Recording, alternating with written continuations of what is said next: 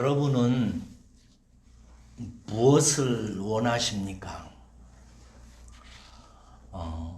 여러분들이 정말 원하는 게 무엇이에요?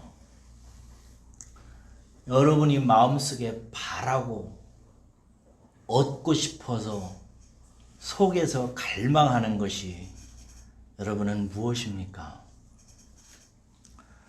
내가 무엇을 원하느냐, 이것이 여러분 진짜 중요합니다. 결국 그 사람은 그가 원하는 것을 향하여 생각하고 그것을 얻으려고 움직이기 시작할 것입니다. 괴테라는 사람이 그의 자서전 시와 진실이라고 하는 책에서 이런 말을 합니다. 젊었을 때 가졌던 강렬한 열망은 그가 만날 미래에 대한 선취다. 이 말이 무슨 말이냐면 젊은 시절에 어떤 사람이 가슴속에 강렬하게 품은 그것은 장차 그가 만나게 될 인생을 미리 보여주는 것이라는 뜻입니다. 우리의 마음속에 무언가 품은 사람은 반드시 미래에 그것과 관련한 것을 만나고 보게 되고 체험하게 되어 있습니다. 오늘 본문 말씀은 예수님께서 제자들을 이제 부르시는 장면입니다. 누구누구 부르죠? 안드레를 부르시고 그의 형 시몬을 부르시고 그 다음에 빌립을 부르시고 나다나엘을 만나서 제자 삼는 이야기입니다. 그런데 요한이 이 네 사람의 이야기를 오늘 본문 말씀에 넣는 이유가 있습니다. 예수님께서 부르신 제자는 여러 명이에요. 그렇죠? 수많은 무리들이 따랐습니다. 그런데 그 중에서 특별히 이 요한이라고 하는 저자가 안드레와 시몬과 빌립과 나다나엘의 이야기를 여기다 담아요. 이 이야기를 통해서 요한은 무슨 얘기를 하냐면 첫 번째, 이들 가슴 속에 있었던 이야기를 합니다. 이들이 가슴 속에 품은 세계가 어떤 세계에 있는지를 이야기해요. 그리고 이들이 이 가슴 속에 품은 이것 때문에 예수 그리스도를 통해서 장차 어떤 인생이 되고 무엇을 보게 될지에 대해서 주님께서 말씀하시는 내용을 기록하고 있습니다. 오늘 이 말씀을 여러분들이 살피면서 마음에 깊은 성찰이 있기를 바랍니다. 35절에서 37절까지를 보세요. 여기 보면 세례 요한이 자기 제자 둘을 예수님의 제자로 보내는 이야기가 기록되어 있어요. 세례 요한이 제자와 함께 예수님의 사역의 현장을 둘러봅니다. 여기서 예수님이 거니시는 것을 보았다고 하는데 예수님이 사역하시는 것을 다 살펴봐요. 세례 요한하고 두 제자가. 그러다가 세례 요한이 두 제자에게 이렇게 말합니다. 봐라, 맞지? 하나님의 어린 양 맞지? 라고 말한 후에 너희들 저 예수 따라가라 라고 자기의 제자를 예수님에게 보내요. 그래서 이 두 제자가 예수님에게 갔고 예수님을 따라다니기 시작합니다. 그런데 38절 보세요. 예수님께서 그 두 사람이 따르는 것을 보십니다. 여기서 이 본다는 말은 앞으로도 여러 번 반복되는데 여기서 본다는 말은 유심히 살펴본다는 이야기입니다. 예수님께서 그 두 제자가 당신을 따라오는데 예수님의 눈에 이들이 달리 보였습니다. 그래서 그들을 유심히 보기 시작해 예수님이. 그러다가 그들에게 묻습니다. 너희들이 무엇을 구하느냐? 이 말이 무슨 말이냐면 너희들이 정말 얻으려고 찾는 게 뭐냐 이런 뜻입니다. 여기서 구하다라는 단어는 원하는 것을 간절히 찾는다는 단어입니다. 그러니까 예수님께서 너희들이 뭔가 간절히 찾는 게 있는데 그게 뭐냐? 너희들은 무엇 때문에 나를 따라다니느냐? 너희들 마음속에 있는 그것이 뭐냐? 하고 예수님께서 물으세요. 오늘 이 아침에도 저의 입술을 통해서 여러분들에게 묻습니다. 여러분들이 이렇게 예배를 드리고 이 자리에 있는데 여러분들이 예수님을 믿고 따르는데 왜 그러냐고. 너희들이 진실로 원하는 게 뭐냐고. 정말 갖고 싶은 게 뭐고 정말 받고 싶은 게 뭐냐고. 보고 싶은 게 무엇이고 누리고 싶은 게 뭐냐고 묻습니다. 이때 이 두 제자 중에 한 사람이 말해요. 랍비요. 랍비라는 말은 선생님이라는 뜻이라고 그러죠. 선생님 어디 계십니까? 하고 물어요. 이 말은 본거지가 어디냐라고 하는 질문입니다. 당시에 랍비들은 자기의 제자들을 가르치고 함께 생활하기 위해서 일정한 본거지를 정해놓고 거기서 생활했다고 그래요. 그러니까 예수님께 제자가 물은 것입니다. 어디 계시냐고. 그러자 예수님께서 와서 봐라. 그러면 보게 될 것이다 라고 얘기해요. 그래서 예수님과 함께 이 제자들이 예수님의 거처로 가게 되는데, 이 제자는 그 시각을 정확히 오랜 세월이 지났는데도 정확하게 기억합니다. 몇 시라고 그래요? 10시였다고. 우리나라 시간으로 말하면 오후 4시였다고 이렇게 기억을 해요. 어떻게 기억하지 않을 수가 있겠어요? 그날을 그렇게 밝힙니다. 저는 특별히 39절에 그날 함께 거하니라는 대목이 눈에 쏙 들어옵니다. 그들이 하루를 꼬박 주님과 함께, 주님이 계시는 그 거처에서 주님과 함께 지냈다는 거예요. 뭐 했을까요? 하루 종일. 하루가 지나도록 그들은 주님께 묻고 주님으로부터 대답을 듣고, 또 주님께 묻고 또 주님의 제자를 말씀을 듣고 이러면서 지냈을 것입니다. 저는 이것이 중요하다고 생각합니다. 주님과 함께 지내는 경험, 이것이 진짜 시간입니다. 제자가 지금 그 시각을 기록하고 있는 것은 그 얘기인 것입니다. 인생에 있어서 진정한 시간이 언제냐? 주님과 나와 단둘이서 조용히 만나는 시간. 그분께 내 인생의 문제를 질문을 하고 대답도 듣고, 인생을 어떻게 살아가는지, 살아야 되는지에 대해서 그분께 묻고 또 그분의 대답을 들으면서 지내는 그 시간. 그 시간이 우리에게 절대적으로 중요합니다. 주님과 마주 앉는 시간이 있느냐 없느냐, 그게 중요합니다. 저는 여러분들이 하루 중에서도 단 10분이라도, 아니 단 5분이라도 진실로 주님과 마주하고 대하고 앉아서 주님과 대화하고 주님을 느끼고 주님을 높이고 주님의 은혜를 새기고 먹는 시간이 저와 여러분들에게 진짜 복된 시간이라는 사실을 믿으시기를, 또 그렇게 하시기를 주의 이름으로 축원합니다. 이것이 성도의 신앙에 큰 영향을 미쳐요. 그들은 하루가 지나도록 예수님과, 그런데 여러분 무슨 이야기를 했을까요? 오늘 본문 말씀에 보니까 알 수 있겠어요? 혹시 묵상하면서 주님과 이들이 무슨 이야기를 했는지 알아낸 사람이 있어요? 알 수 있습니다. 40절에서 41절 보면 그들이 하루의 시간 동안 주님과 대화를 마치고 그들 중에 한 사람이 자기 형에게 막 달려가요. 그 사람이 누구죠? 안드레입니다. 안드레가 자기 형에게 막 달려가요. 그 형에게 달려가는데 그 형 이름이 뭐죠? 시몬입니다. 시몬에게 찾아가서 안드레가 한 말은 그가 예수님과 밤새 무슨 이야기를 했는지를 단번에 눈치챌 수 있습니다. 안드레가 시몬에게 가서 형, 나 메시아 만났어 라고 말합니다. 여러분, 그들이 간절히 찾고 얻으려고 하고 보려고 했던 것, 가슴에 품었던 것이 무엇이냐? 메시아였던 것입니다. 언제나 하나님께서 우리들에게 메시아를 보내줄까?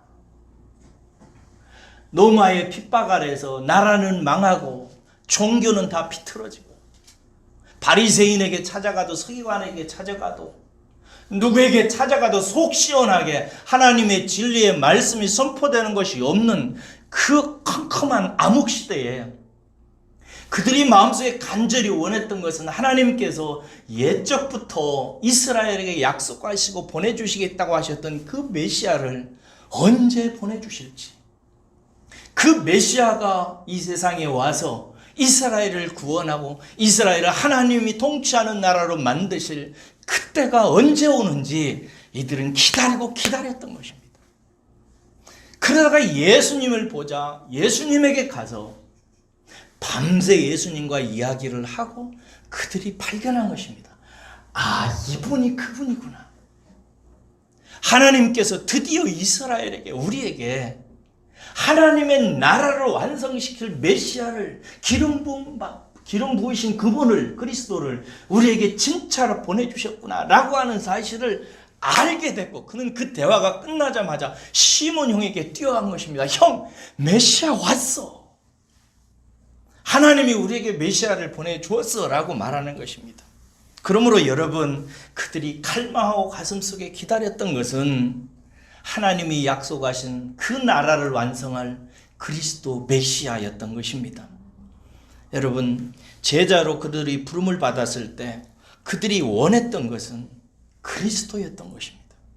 마음속에 그들이 그것을 소원했어요. 그 그리스도가 와서 당신 그들의 나라를 다스리셔서 그 땅에 평화가 임하기를 간절히 소망하는 그것을 기다렸던 것입니다. 그래서 그것이 그 당시에는 복음이었던 것입니다. 하나님께서 예수님이 태어났을 때 베들레헴 들녘에서 밤새 양을 치는 목자들에게 너희들에게 전하는 큰 기쁨의 좋은 소식이다 라고 전했던 그 소식이 뭐예요? 다윗의 동네에 내가 보내주기로 했던 그리스도가 거기에 났다, 한 아이가 태어났다라고는 소식이었듯이 하나님께서 전해주려고 했던 그 소식을 바로 이 안드레와 두 제자가 기다리고 있었던 것입니다. 여러분, 여러분들에게 필요한 게 뭐라고 생각하세요? 여러분의 가정에 진짜 필요한 게 뭐라고 생각하세요? 여기에서 속된 말로 핀트가 빗나가면 안 돼요. 여기에서 이 메시지하고 여러분의 생각하고 딱 맞아 떨어지기 시작해야 돼요. 우리가 이 세상에서 간절히 갈망하고 소원하는 것, 나를 위해서, 나의 가정을 위해서, 우리 교회와 이 나라를 위해서 예수님께서 기름 부으신 자로 내 가슴을 다스리시고 내 가정의 자식들과 남편과 아내들을 다스리셔서 우리 교회를 다스리셔서 이 땅에 우리의 가슴속에 우리 가정 안에 하나님의 나라가 임하는 것, 하나님의 다스림이 있어야 나도 제대로 풀리고 내 자식들도 제대로 풀리고 우리 가정도 살맛 나는 세상이 된다는 사실을 마음속에 깊이 확신하고 늘 마음속에 주님이 다스려 주십시오, 주님이 오십시오, 주님이 붙들어 주셔야 됩니다 라고 마음속에 갈망하고 찾고 기다리고 기도하며 하나님께 원하는 그 마음이 있으시기를 주의 이름으로 축원합니다. 그게 우리의 깊은 갈망이 돼야 돼요. 안드레에게는 이것이 있었던 거예요. 그래서 그것을 발견하고 시몬 형에게 달려갔던 것입니다. 왜 시몬에게 뛰어가서 이 기쁜 소식을 전했을까요? 시몬도 마찬가지였기 때문에 그래요. 시몬이 안드레의 형이잖아요. 같은 형제잖아요. 근데 안드레와 형은 평소에도 이것을 생각하고 기다렸던 거예요. 그러니까 안드레가 메시아를 발견하자마자 형에게 달려간 거예요. 형, 그분이 오셨어. 그분이 진짜 왔어, 형.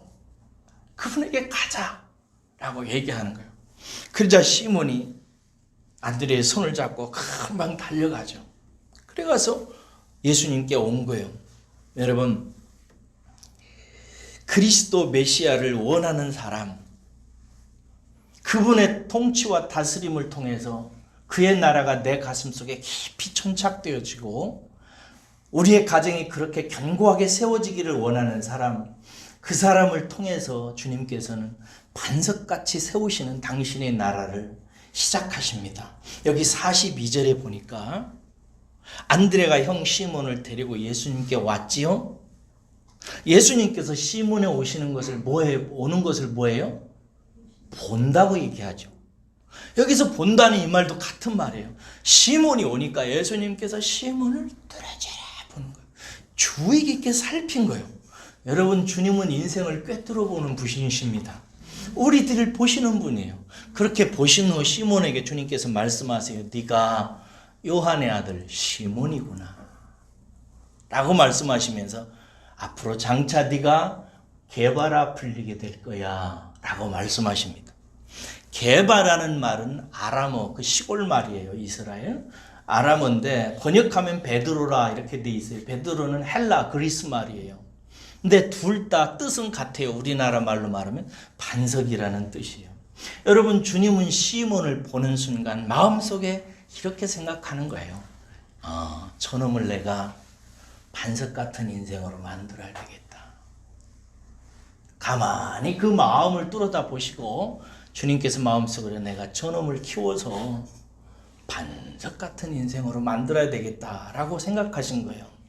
여러분, 어느 날 주님이 그렇게 베드로를 데리고 지내시다가 어느 날 제자들에게 묻죠. 너희들은 나를 누구라고 하느냐? 이때 베드로가 말합니다. 주는 그리스도시요 살아계신 하나님의 아들입니다 라고 말했을 때 예수님께서 기뻐하시면서 바요나 시몬아 네가 참 복받은 사람이다. 너로 하여금 그렇게 한 것은 하늘에 계신 내 아버지다. 내가 네 위에, 네 고백 위에 내 영광스러운 교회를 세우겠다. 내 영광스러운 교회는 네 그 놀라운 고백 위에 세워지기 때문에 결단코 음부의 권세가 흔들지 못할 것이고 쓰러지지 않을 것이다 라고 말씀하세요. 예수님께서 베드로를 반석과 같은 사람으로 만드신 거예요. 그리고 그 반석과 같은 그 사람의 믿음 위에 당신의 반석 같은 교회를 세우시는 거예요. 베드로가 그렇게 반석 같은 사람이 아니었어요. 그런 믿음을 가진 사람도 아니었습니다. 그런데 주님께서 그렇게 만드신 거예요. 여러분, 우리가 반석 같은 믿음을 갖는 것은 아닙니다. 우리가 어떻게 그런 믿음을 갖겠습니까? 우리가 어떻게 반석 같은 가정을 세우겠어요? 다 하나님의 선물입니다. 하나님의 다 은혜인 줄로 믿습니다. 은혜고 선물이에요. 그런데 여러분, 은혜고 선물이라고는 이 말 앞에서 우리가 어떤 태도를 가져야 되냐면, 은혜고 선물이라는 뜻은 자격 없는 자에게 하나님께서 기쁘게 주시는 것이라는 거예요. 그러니까 그 결과가 나 때문에 나타나는 것은 아니라는 거예요. 하나님이 주시는 거예요. 그런데 그 선물을 받는 방법 중에 하나가 뭐냐면 주님께서 구하라고 하시는 거예요. 찾으라고, 두드리라고. 그러면 선물이 준다고. 우리도 집에서 어린 자식이 아버지에게 선물 받는 방식이 있어요. 두 가지. 아버지가 알아서 주는 선물이 있고 자식이 쫄라서 받는 선물도 있어요. 아빠, 나 과자 먹고 싶어, 과일 먹고 싶어 하면 아버지가 선물로 갖다 주신다고요. 사랑하는 여러분, 베드로와 안드레 가슴 속에 있는 그리스도로 말미암아 주님이 다스리셔서 그 가정과 그 나라에 하나님의 샬롬의 나라가 원하기를 간절히 원했던 그 하나님 나라의 갈망, 그 소망을 여러분 가슴 속에 깊이 이 아침에 품으시고 그 하나님의 나라를 늘 구하시는 분들 되시기를 주의 이름으로 축원합니다. 예수님을 갈망하는 자, 그 나라를 갈망하는 자는 어떻게 반응하는가? 평소에 그 나라와 주님의 그 다스림을 간절히 바라는 사람은 어떻게 반응하는지가 빌립을 보면 나타나요. 43절에서 44절 보니까 예수님께서 빌립더러 나를 따르라 이렇게 하죠. 그러니까 빌립이 즉시 따릅니다. 이 사람은 말이 필요 없어요. 그냥 나 따라와라 이러니까 빌립은 즉시 따릅니다. 왜 그랬을까요? 이 사람이 할 일이 없어서 그랬을까요? 직장도 없고 가정도 없고 요새 흔한 말로 백수라서 따라간 걸까요? 아닙니다, 여러분. 빌립 역시 마음속에 동일하게 빨리 그리스도가 오셔서 이 나라가 하나님이 통치하는 나라가 되기를 간절히 소망하고 기다린 사람이었기 때문에 이 사람이 주님께서 그런 사람인 줄 알고 불렀을 때 즉시 주님을 따랐던 것입니다. 거기 보시세요. 44절 보세요.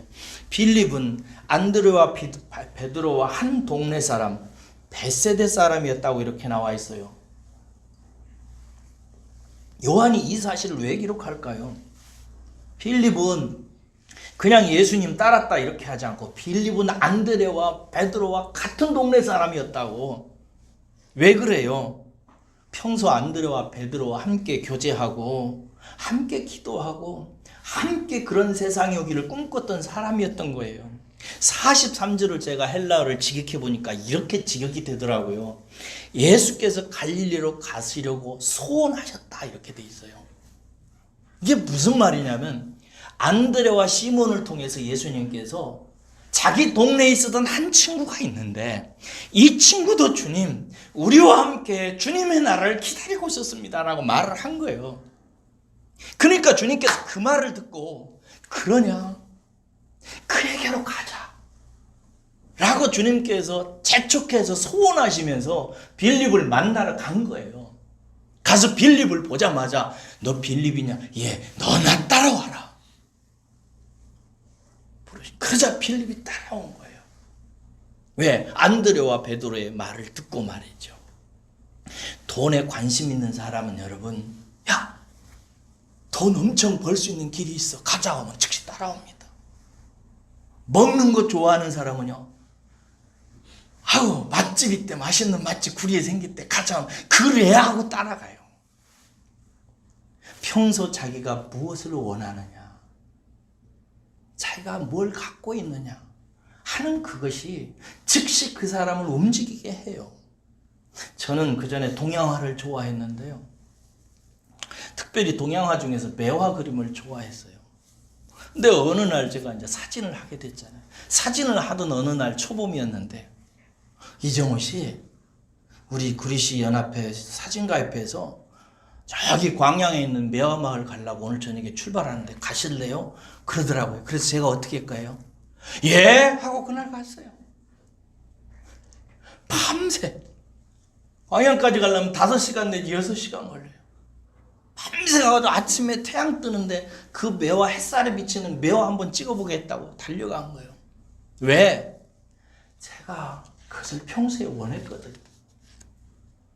여러분, 우리가 뭘 덥석 잡느냐? 왜 사기 맞을까요? 그 사람이 그것을 원해서 그래요. 그 사람이 평소에 원했던 것, 그것을 그 사람은 덥석 붙잡는 거예요. 제가 은혜를 사모할 때요, 저녁 때쯤 이럴 때 친구들이나 권사님이나 집사님들이 이정호 집사님 은혜 받으러 갑시다 그러면은요 적시 따라 붙었어요. 한 번은 이런 적도 있어요. 충청도에서 전라도 어떤 동네에 이리 쪽에 부흥회가 있다고 하는데 훌륭한 목사님 오신다고 하는데 거기 가자고 하더라고요. 그래서 가겠다고 그랬더니 뭘 타고 가나 해서 가봤더니 경운기를 놓고 가자고 하더라고요. 경운기 딸딸딸딸딸딸딸 고 가는 거. 근데 경운기 위에다가 볏짚을 깔았어요. 두툼하게. 근데 거기에서 한 10명 정도가 양쪽에 기대가지고 찬송가 부르면서 그 일에 가까운 걷기까지 하루 종일 가가지고 은혜 받고 올 때는 지쳐가지고 다 볏집에 누워가지고 그러고 왔는데 그렇게 다녔어요. 왜? 마음속에, 가슴속에 그게 있는 거예요. 주님 말씀 있는 곳이라면, 은혜 받는 곳이라면 어디든 가서 이 컬컬한 심령 적시고 싶다, 은혜 붙고 싶다라고 하는 마음이 있어서 뭐 어딘 들었대요. 남의 교회면 어떻고 다른 동네면 어떻고 어디 있겠어요. 막 달려가는 거예요. 여러분, 이게 하나님이 주시는 선물이에요. 하나님이 어떤 사람의 가슴속에 이런 불덩어리를 넣는다니까요. 그러면 그 사람은 어디든 은혜 받는 곳이라면, 예수님 소식 있는 곳이라면 어디든 가요. 여러분에게 그런 은혜가 있기를 주의 이름으로 축원합니다. 그 은혜를 또한 어떻게 하라고요? 구하라고. 그게 은혜니까. 없는 사람은 나는 없어. 그냥 나는 알아서 그럼 살아야 되겠네 이렇게 생각하지 마시고 하나님 그 놀라운 가슴을 내게도 주옵소서. 하나님께 구하시고 그렇게 구하는 자에게 밤낮 구하는 자에게 하나님께서 주시지 않겠느냐? 반드시 주실 줄로 믿습니다. 오늘 제자들 가슴속에 있는 이것을 보라는 거예요. 45절에 50절 보세요. 이번에는 나다나엘을 부르시는 이야기가 나옵니다. 이번에는 빌립이 나다나엘에게 달려가요. 처음에는 안드레가 시몬에게 달려갔고 시몬이 빌립을 소개해서 빌립을 만나고 빌립이 죽게 돌아오자 빌립이 이번에는 나다나엘에게 달려갑니다. 복음이 놀랍게 전파되기 시작하죠. 가서 이렇게 말하죠. 모세가 율법에 기록했고 여러 선지자가 기록한 그 일을 우리가 만났다. 요셉의 아들 나사렛 예수다라고 말해요. 그러자 나다나엘이 뭐라고 얘기해요? 나사렛에서 무슨 선한 게 나겠어 하고 말해요. 나다나엘에게는 선입견이 있었던 거예요. 그 나사렛 가난하고 학교도 하나도 없고 병원도 하나도 없고 선생들도 하나도 없고 빚쟁이들의 동네라고 하는 별명을 가지고 있는 그 땅에 무슨 소망이 있다고 거기서 메시아가 나겠어 하고 물은 거예요. 그러니까 빌립이 말하기를 와서 봐라라고 얘기하죠. 와서 한번 봐봐 라고 얘기해서 그를 데리고 예수님께로 데리고 옵니다. 그런데 오늘 본문 말씀에 보니까 나다나엘이 예수께 올 때 또 뭐예요? 예수님이 보시고 그를 가만히 보시는 거예요. 그리고 나서 예수님께서 탄복을 하시면서 말하기를 보라 참 이스라엘인이로다. 저 사람 속에 간사함이 없다라고 말해요. 진짜 이스라엘 사람이라는 거죠. 이게 무슨 말이냐면 진짜 이스라엘 사람이라는 뜻은 하나님의 나라를 소망하는 자라는 관용어예요. 관용어예요. 진짜 하나님 나라를 소망하는 사람이구나. 저 사람 속에는 간사함이 없다. 여기서 간사하다 이 말의 뜻을 한번 추적해 봤더니요. 어원이 어디서 왔냐면 미끼라는 말에서 왔어요. 미끼가 뭔지 알죠? 낚시할 때 고기를 잡기 위해서 고기에게 미끼를 던져주는 그 미끼. 이게 무슨 뜻이냐면 신앙에도 미끼 신앙이 있다는 얘기예요. 하나님 앞에 나아가서 예배하고 기도할 때 자기가 원하는 것을 얻기 위해서 미끼로 하나님께 예배 드리는 사람이 있을까요? 없을까요? 진짜 자기는 자기의 기복적인 욕심이나 육체적인 욕심이나 자기의 가정에 대한 다른 무엇을 얻기 위해서 예배하고 무엇을 받기 위해서 헌금하고 무엇인가 기복적인 그 복을 얻기 위해서 충성하는 사람 있을까요? 없을까요? 있어요. 그렇죠. 많지요. 미끼를 던지는 거예요. 누구에게? 감히 하나님께. 그렇게 묵상이 되더라고요. 저 사람은 자기의 육체적 욕망이나 자기의 일상의 안위나 자기의 어떤 편리나 이익을 얻기 위해서 하나님 앞에 자기 행위를 미끼로 던져서 하나님께로 복을 받아서 누리려고 하는 그런 얄팍한 율법신앙을 가진 사람이 아니라 이거예요. 그 사람은 그것 때문에 하나님을 따르는 사람이 아니라 나다나엘은 진짜 이스라엘 사람이라 이거. 하나님의 나라를 기다리고 하나님의 통치가 임하기를 위해서 기다리는 사람이라고 얘기를 하는 거예요. 그러니까 나다나엘이 뭐라고 대답해요? 어떻게 저를 아십니까? 하고 주님께 물어요. 그러니까 주님께서 뭐라고 말씀하세요? 빌립이 너를 부르기 전에 무화과 나무 아래에 있는 것을 내가 보았다. 라고요. 직역을 하면 이런 뜻이에요. 빌립이 너를 부르기 전에 네가 쭉 무화과 나무 아래에 있는 것을 내가 쭉 보았다. 이런 뜻이에요. 이 말은 암호와 같은 말이에요. 여기서 무화과 나무는 이스라엘을 상징합니다. 에레미야 24장 보면 그렇게 돼 있는데 유대 랍비들은요 무화과 나무 아래에서 율법을 연구하거나 묵상하거나 가르치는 것이 시초가 되었어요. 그런데 나중에는 이스라엘 사람들 중에서 그게 무슨 의미로 해석되어지기 시작하냐면 랍비와 하나님의 나라를 다스리는 사람들이 모여서 하나님의 나라가 오기를 간절히 기다리면서 기도하고 말씀을 묵상하고 가르치고 함께 기도하는 그런 모습을 하는 관용적인 표현으로 쓰이기 시작했어요.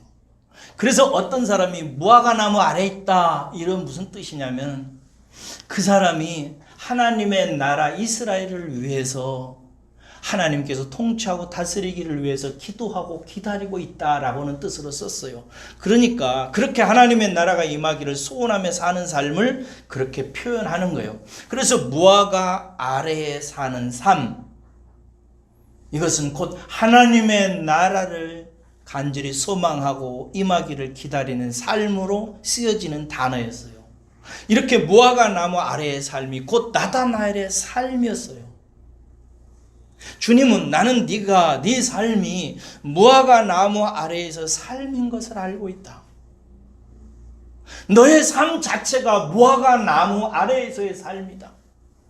너는 네 인생 자체가 늘 하나님의 나라를 기다리고 하나님께서 너를 다스리고 네 가정을 다스리고 이 나라를 다스리기를 위해서 기다리며 사모하며 사는 삶을 사는 사람이다 라는 뜻이에요. 그러니까 나다나엘이 이 말을 듣고 감동을 합니다. 감동을 해서 말하기를 당신은 하나님의 아들입니다. 이스라엘의 임금입니다 라고 말해요. 이 말이 무슨 뜻이냐면 당신은 내가 무화과 나무 아래의 삶을 사는 것을 아셨습니다. 나를 간파하셨습니다.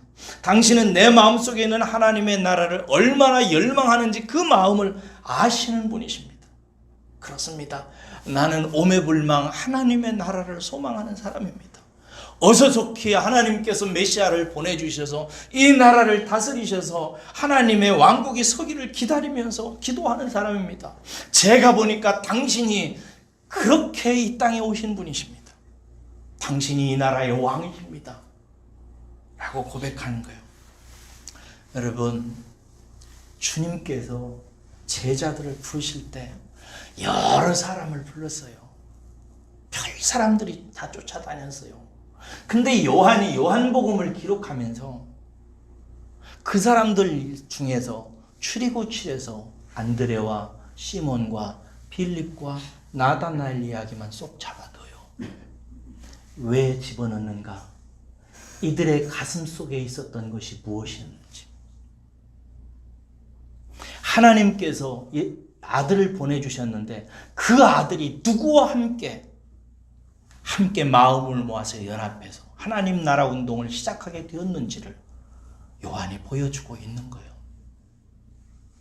처음에 예수님께서 부르셔서 기쁘게 그들을 불렀던 그들은 바로 하나님 나라를 소망하며 그 나라를 기대하고 소망했던 사람들이었고, 예수님께서는 그들을 만나서 그들을 제자로 삼으시고 그들과 한 마음이 되어서 하나님 나라 운동을 시작했다는 것입니다.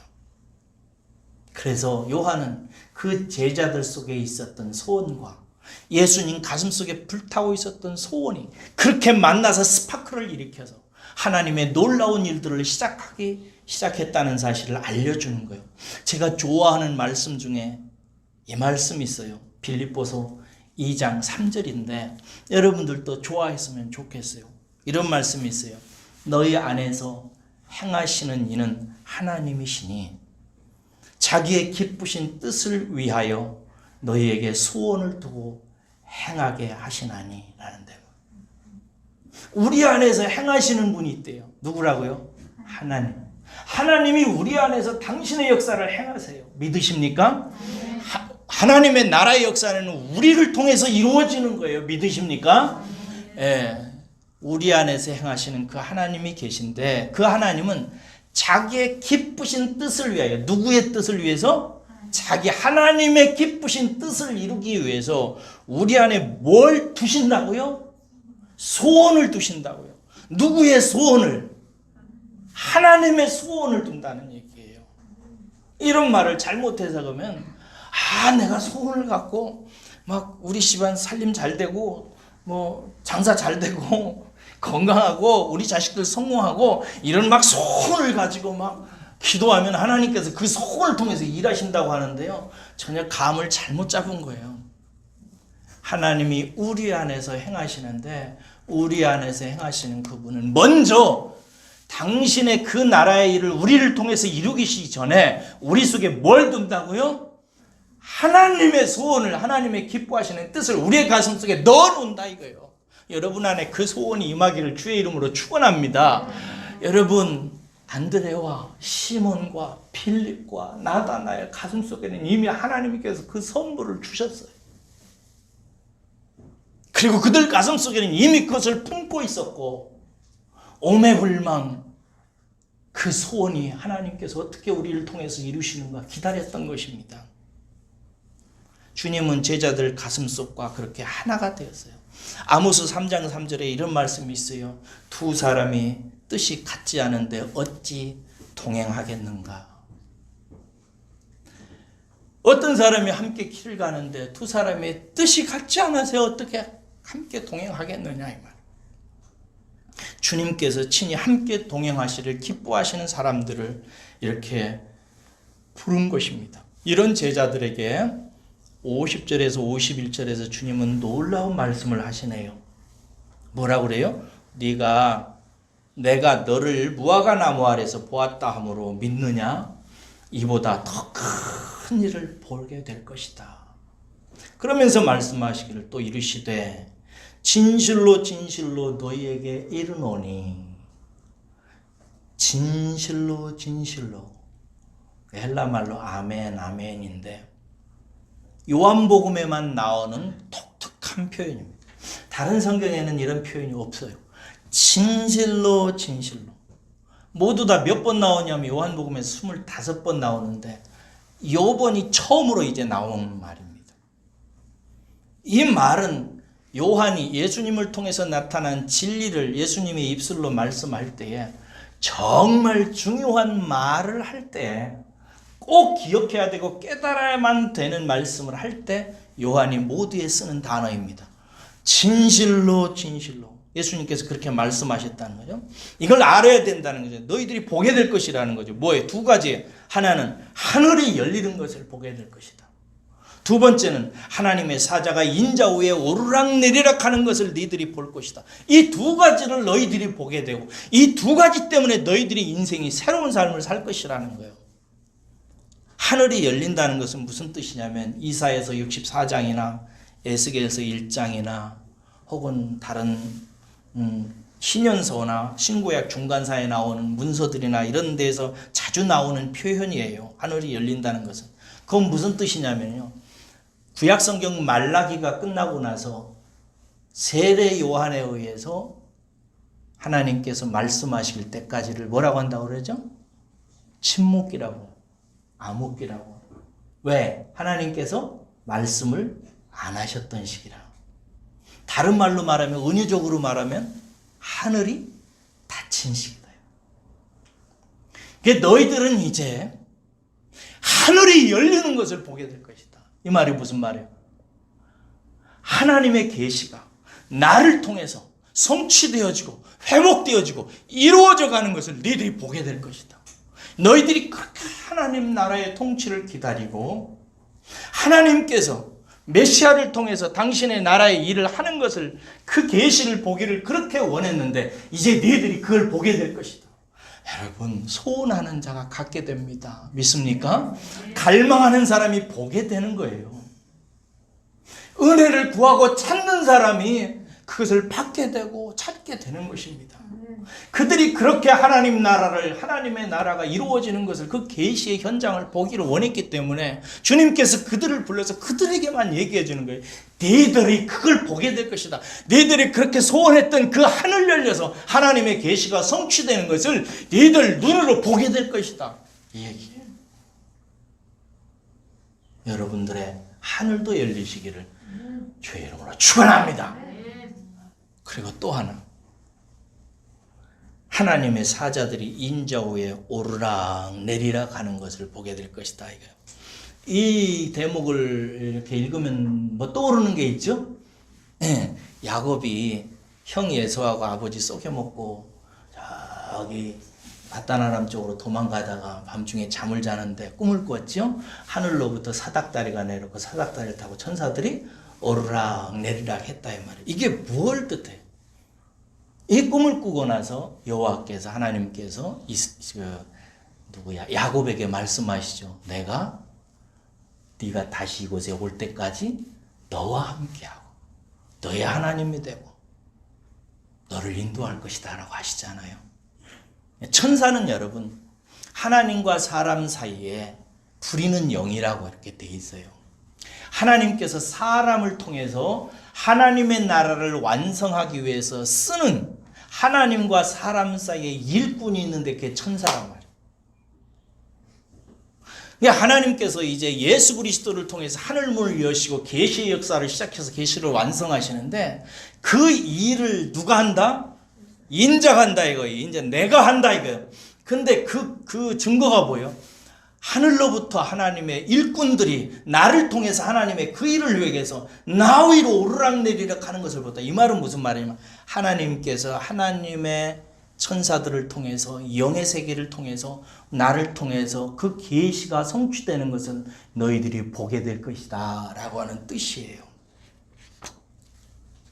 그렇습니다. 제자들은요 그 후로 천사들이 오르락내리락 하는 이 표현 그대로 주님의 영광을 봅니다. 변화산에서 주님이 놀라운 신령한 몸으로 변화되는 것을 보고요. 갈릴리 호수에서 바다를 잔잔케 하는 것을 보고요. 오병이어 현장에서 물고기 2마리하고 보리떡 5개 5,000명을 먹이고도 남는 생명의 떡을 세상에 만들어내는 메시아를 거기서 보고요.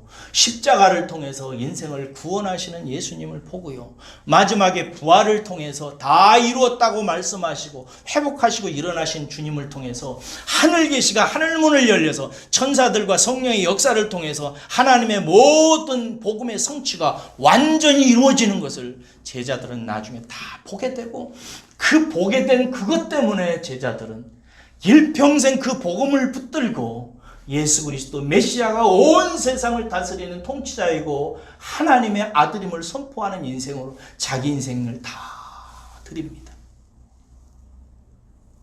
우리가 주목해야 될 것은 오늘 이 아침에 여러분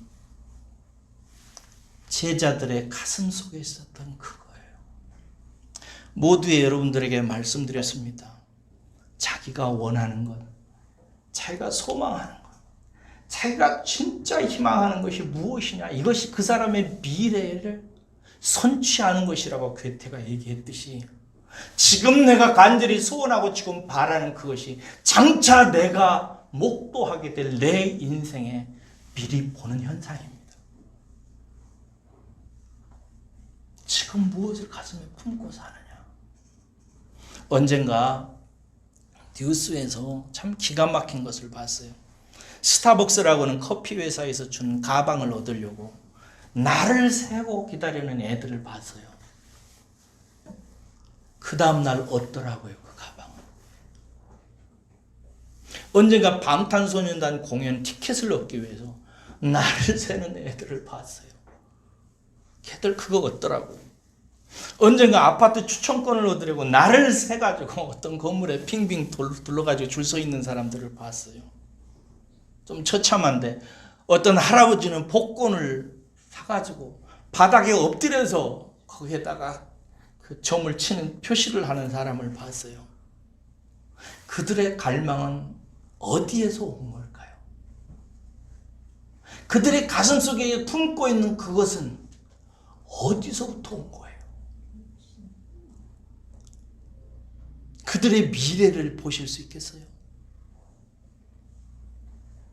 언젠가 그런데 제가 청소년 수련회를 갔는데 어떤 한 전도사님이 자기 교회 아이들을 앞자리에 앉히려고 자기는 밥을 걸으면서 줄 서 있는 전도사님하고 얘기한 적이 있어요.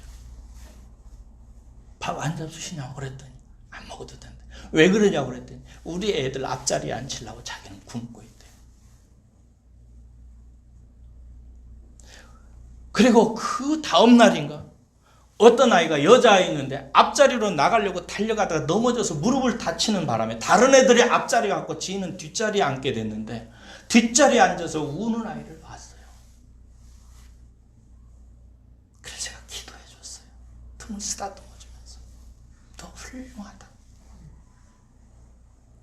언젠가 부산에서 세미나를 하는데 어떤 목사님 한 분하고 여성도 4명이 싸우는 것을 봤어요. 왜 싸웠냐면 앞자리에다가 여성들이 자기네들 자리를 맡아놓은 거예요. 나중에 목사님이 와서 보니까 사람은 없고 성경책, 공과책만 있으니까 그것을 치우고 자기가 자기 가족들, 식구들을 앉혀 거기 앉은 거예요. 그러니까 집사님들하고 싸움이 붙었어. 서로 이 자리가 내 자리라고. 왜 그렇겠어요? 목사님하고 싸우는 성도님들이 뭐가 좋은 사람들이에요.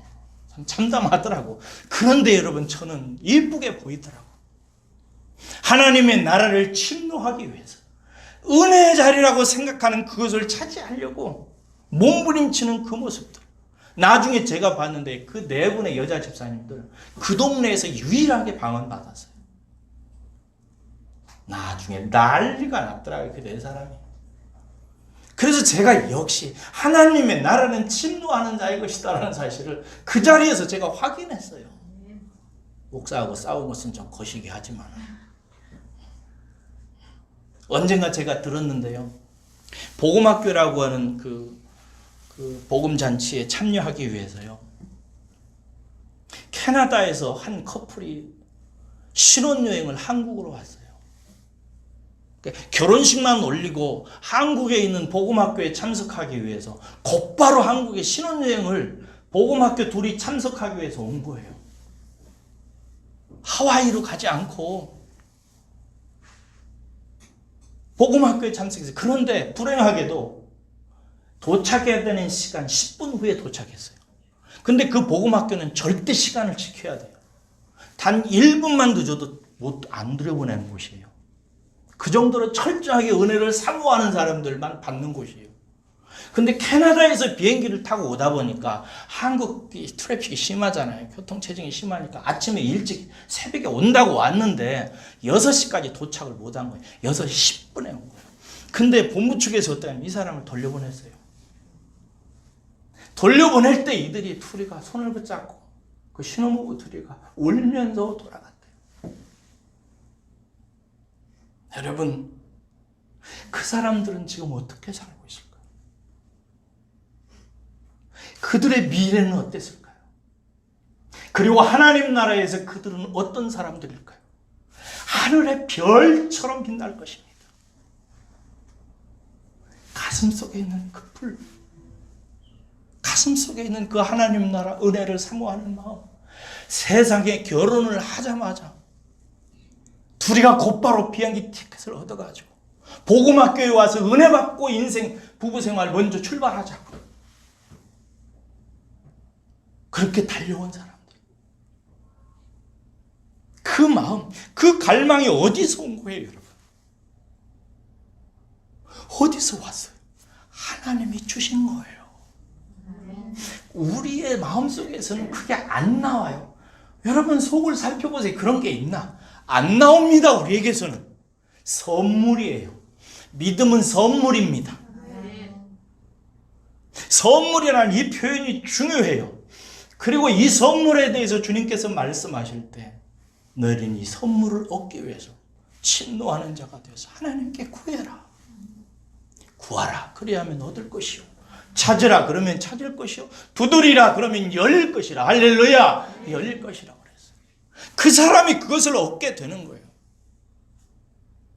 안드레, 시몬, 빌립, 나다나엘 모두 다 그렇게 젊은 시절에 그 암흑 같은 400년 침묵기를 지나면서 하나님이 다스리는 세상에 눈에 보이지 않아서 약속의 성경책을 살피면서 하나님께서 수도 없이 예언한 그 메시아를 통해서 당신의 나라를 돌보실 것을 읽고 묵상하면서 믿음으로 그 나라, 그 메시아를 기다리며 살았고, 어느 날 주님께서 와서 당신의 그 나라를 시작할 때 자기의 마음과 의합했던 하나가 되었던 그들을 불렀다고 요한은 기록하고 있는 것입니다.